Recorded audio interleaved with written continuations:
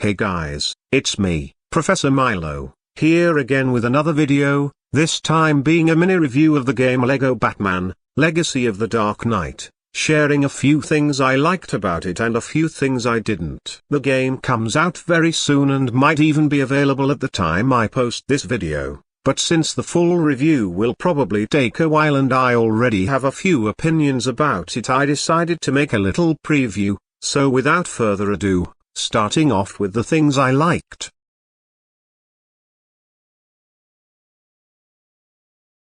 I like how they are using more lesser-known Batman villains and ones that haven't appeared in this game series much before or even at all, like Cluemaster, Clock King, Kite Man, Condiment King, Egghead, Solomon Grundy, and the Mutant Leader. Most of their designs look pretty neat too in my opinion, and I like how they took inspiration from the game Batman, Arkham City for Grundy's design, although I think they could have went with a little more obscure characters, since these villains aren't nearly as obscure as some others I know. They're also a little too easy to defeat, since they mostly behave like regular enemies. I also like the more updated Arkham Asylum, and how it's more expansive than in previous games, and also how you can actually see the inmates in their cells and them being freed. I will always like Arkham Asylum in any version of Batman. I also like Scarecrow's fear tox in battle, since it harkens back to LEGO Batman 2, when the same thing happened.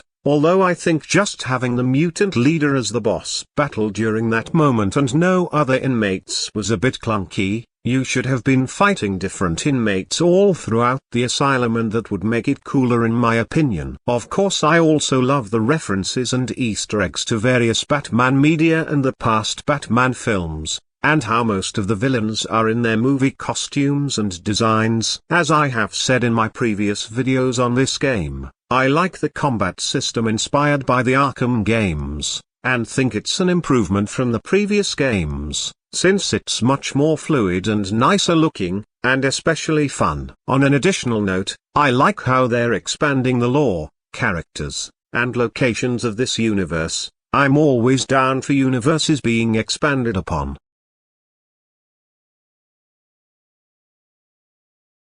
First off, I'm not going to mention the PC specs, as pretty much everyone has talked about them by now, and it would be unnecessary. Now, a big problem for me with this game is how you will only be able to play as the main characters, and no one else, unless you use mods. This is a big problem because a big part of what made the other games fun was you got to be able to play as any character, hero or villain, and even minor and supporting characters, but here it's just a bland and dry roster, which makes the game less fun. I'm holding out hope they will fix this in some way with an update perhaps, or make up for it, but right now it doesn't look so good for this aspect of the game. Another thing I don't appreciate is Two-Face's origin being entirely comedic, and it's not even funny, it's just cringeworthy if you ask me. Also, as I mentioned earlier, I think they could have included even more obscure characters, and it would be way funner. Well,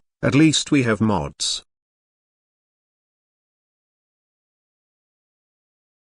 Ultimately, I'm kind of mixed on this game. It has a lot of good aspects but also some bad ones. However, the gameplay looks pretty good, as well as the combat system, so I'm holding out hope this game will great, and I'm excited to see what it's like for myself. Anyways, that's it for this video. See you in the next one. Bye bye.